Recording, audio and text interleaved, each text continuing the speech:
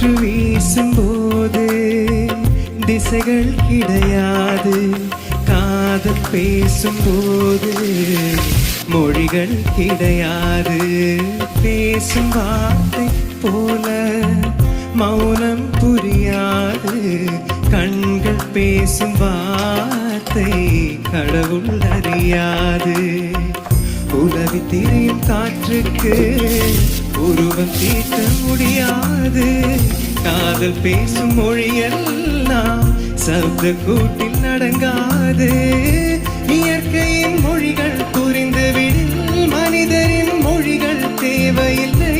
இதயத்தின் மொழிகள் புரிந்துவிடில் மனிதர்க்கு மொழியே தேவையில்லை. காற்றின்